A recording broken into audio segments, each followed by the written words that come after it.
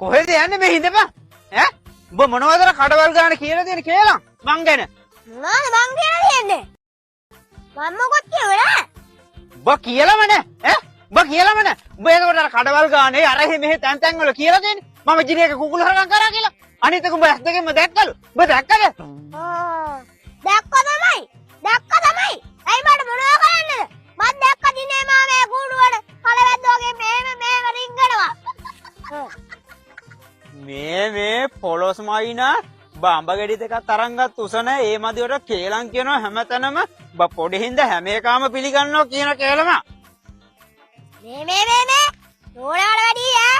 මෙච්චර යුසේ වයසකට හිටලා මේ පකරනෙට් එක කතාව මුගේ ඇඟේ හැටියට කතාව මම ළඟට ආවොත් එහෙම ගහනවා උස්සලා උඹට උණ ගැනෙන්න එතකොට මම උණ කට්ටක් තියන් ඉන්න ඕනේද ඔයා ගන්න සොට් එක උණ බලන්න අනේ මාමා අපි දන ගන්න කාලේ වුණා අපු කතාවක් ඕක අනිත් එක පරණයි නේ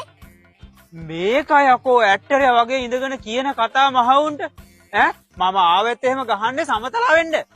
මාමා මේ මට අත උස්සලා ඔයාගේ බඩේ සටනට ගන්න සද්දේවට ආසද ඈ බල උඹට ගැහුවා කියලා යකෝ මගේ බඩේ කොහමද සටසට ගාලා සද්දෙන්නේ ඈ ඔයාගේ බඩිරිගුවට වගේ තියෙන දත් ටික මගේ අතින් බඩට ගියාම තමයි සටසට ගාලා සද්දෙන්නේ යවපන්කො බඩට සටසට ගාලා සද්දෙනවද බලන්න ඇයි දුවන්නේ දෙපන් ඉතින් යවපන් බඩට යවපන් පොඩ්ඩක් ඉන්න ඉතින් මං ගෙදරට ගිහලා අඬුවක් අරන් එන්නම්